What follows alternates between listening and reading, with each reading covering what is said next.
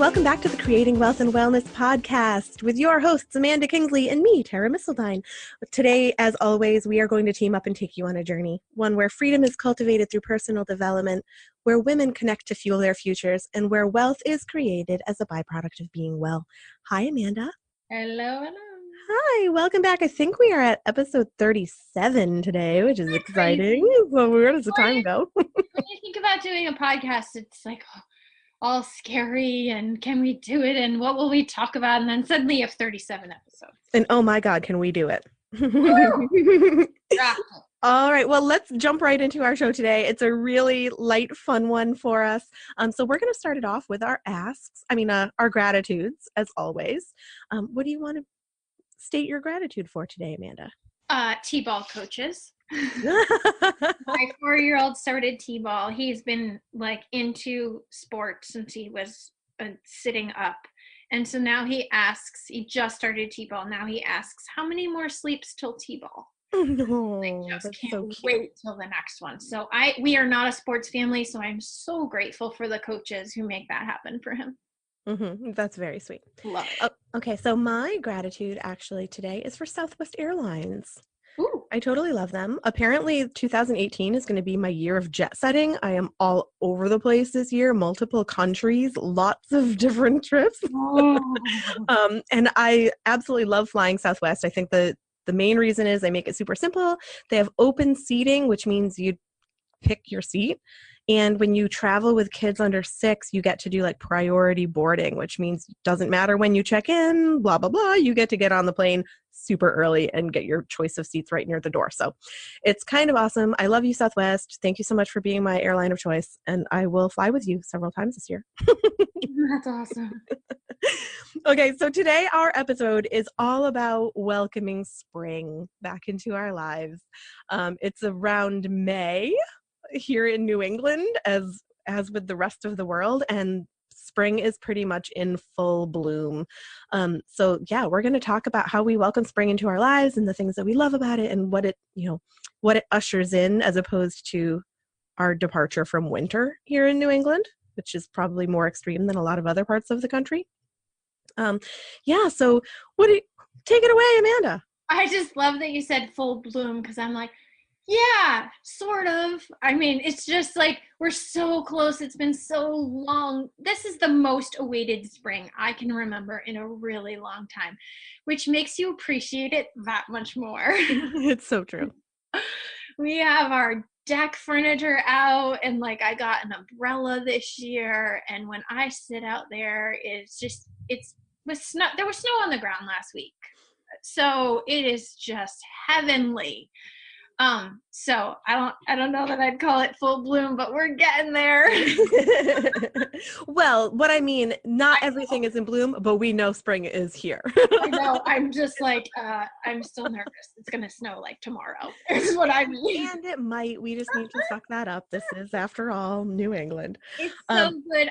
We went for did you do anything for Earth Day? Speaking of spring, because we went for an Earth Day hike, which is we did too. You did. That's exactly what we did. Yeah, we went to a local state park with the dogs and went on a nice hike with the kiddo and the dogs. Yeah, we do a big local spot here. We all bring up trash bags and just gather so much stuff and enjoy the woods again, and that felt totally like spring. Yeah, and it was a gorgeous day. It was the last couple of days have been so beautiful. Yeah, so hiking is one of the things that always seems, it's funny too, because whenever spring rolls around and you go on a hike or two, and at least me and I'm going to say my family, but mostly me, I'm like, we're going to hike every weekend. And then you don't. But it's that time of year where that possibility is just so exciting, and you just can't wait to be out in nature. And definitely feels so good. Oh, it totally does. And another thing that I love, and that starts to feel exciting and at the same time very overwhelming for me during spring, is how much under the wire I feel now about like all of our landscaping projects and all of the yard work that we've been doing. It's like, oh God, now it's warm enough. Now, like all of the snow is gone, the winter doldrums and everything. But now it's like I have so much work to do before everything starts to like flush out. It's like I have to rip down all of these poison ivy vines before they actually leaf out. Even though I know, like all of you poison ivy experts out there, I know you can still get poison ivy from a dormant plant. I get that because I have it all over me. It's way easier to avoid it when it's not covered in big, giant, shiny leaves. Yeah. Yeah, so there's just like an epic amount of stuff because I love, so much of my work to be outside. So it's like planning out the new garden beds and what am I going to bring in this year and perennials that I'm snatching from all my aunts in towns nearby. And, like it's just so much fun to think about future growth. And that's really what spring ends up meaning to me is like kind of reactivating all of these things that are dormant. And of course, that metaphorically translates into all areas of my life. Like spring is the time of growth and everything, activating and getting super exciting and beautiful. And that can also be overwhelming if I'm not keeping, some boundaries on what I'm welcoming in to grow. I'm just in awe, as I often am of you, but I could care less about the yard. I could care less about gardening. I mean, I love a beautiful yard, but I don't really want to get in there and get my hands dirty if I'm And I like getting every part of me dirty. Knees, hands, feet, elbows, eyebrows, you name it. And it's not, I mean, I get dirty. I don't mind being dirty, but I have no interest in planting or gardening or again, like I just appreciate everyone else's beautiful work. Oh, well, I'm not going to say that I pity or envy you, but I am also happy that that's not something we have in common. That's so sad. But Because I listening to totally you, love it. It is so important to me and satisfying. Like the work that I awesome. put in redoing something and making it look beautiful. And we welcomed chickens back into our lives again this year. So Ooh. this weekend I turned their coop into an impenetrable fortress so that nothing could harm them.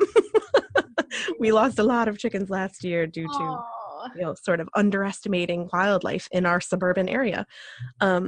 Yeah, so that like those kinds of building projects and increasing self-sufficiency and sort of pretending that I have a little suburban homestead in a paradise is like really, really important and satisfying. So I love that.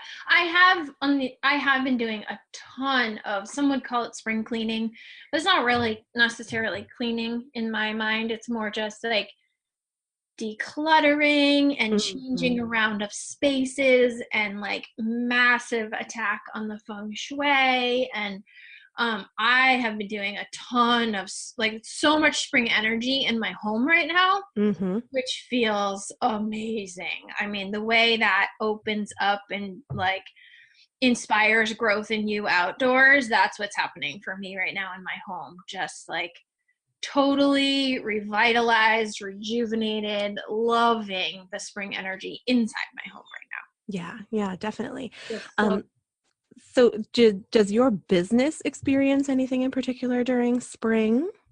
that's a good question.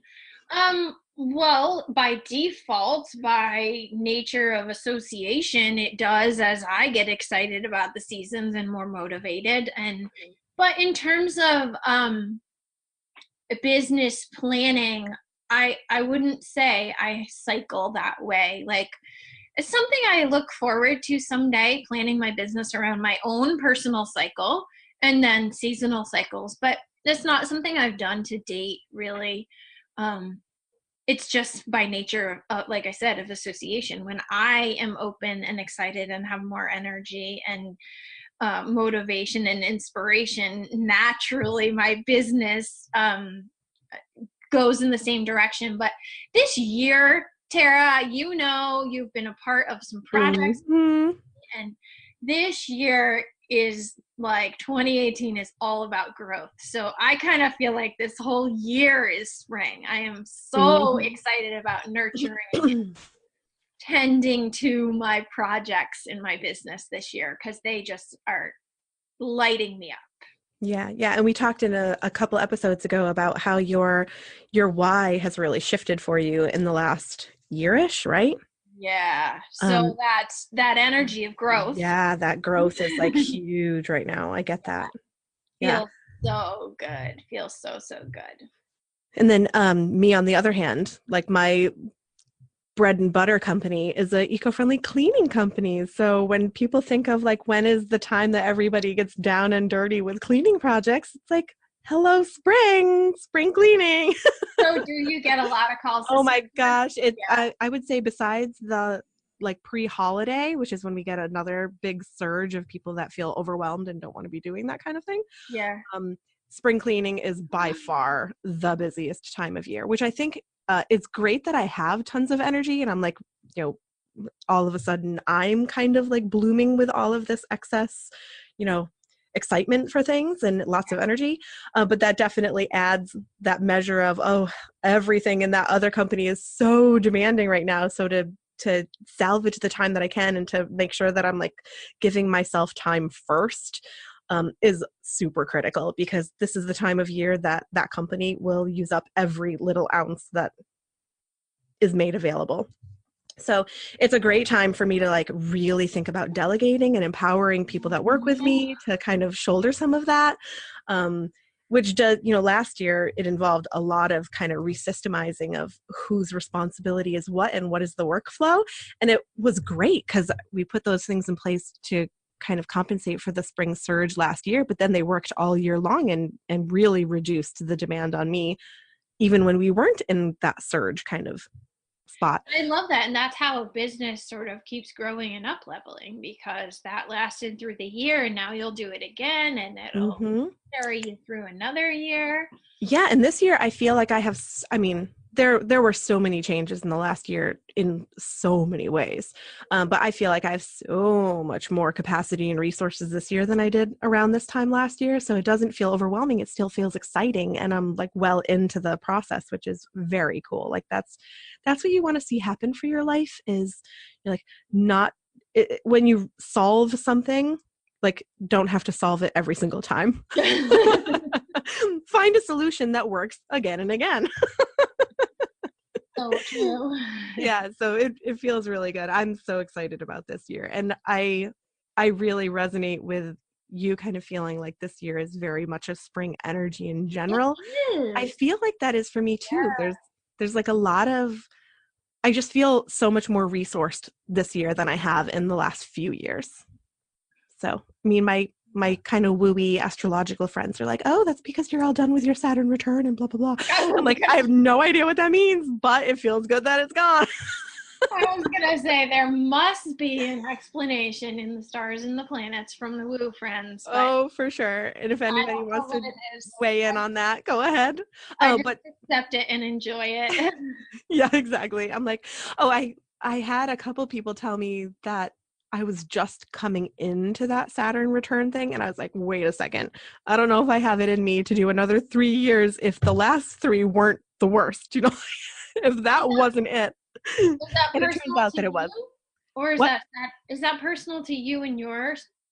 Yes, yeah. I guess it has to do with like your I know. sign and your ascendant and blah blah blah. I Yeah, have no idea, but it was specific to me because the person who was telling me is a very dear friend who has a birthday difference of 1 day, and it was different for her. So whoa, yeah, that's crazy. yeah. So it's cool, but I do feel like so much lighter and so much more, like I said, more resourced. I just feel like I have more at my fingertips that is acting great right now. Lots of exciting things going on. If anyone wants to, the whole spring cleaning and energy and like making room and space, and when you clear your space, clean your space, it totally does so in your mind. That's that whole piece. As within, so without. Yeah. And I just did yesterday, I recorded a Mindset Monday call. I do a Mindset Monday call with 3 other women, and it was all about that. And I just offered some questions and affirmations for your spaces, like your car and your desk and your computer, and it was just this whole concept of like spring cleaning and clearing the space, clearing the mind, making room, allowing the energy to flow again. So you can find that on my YouTube channel. But which we can Cool. Which is what? Amanda Starr Kingsley, and then there's a whole Mindset Monday playlist. So that's easy. Oh, very cool. I will have to check that out too.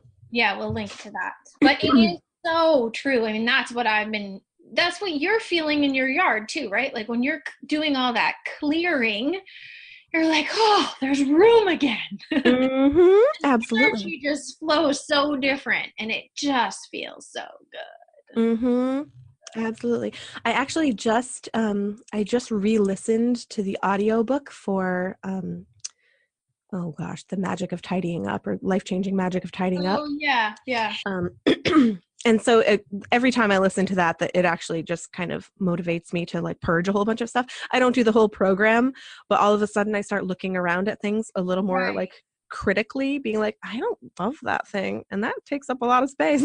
Yeah. And it's absolutely true. Like every bag that goes out to Goodwill or goes out for donation, or like every piece of furniture that I put out on the curb, even if it's not replaced by something, it actually feels really good.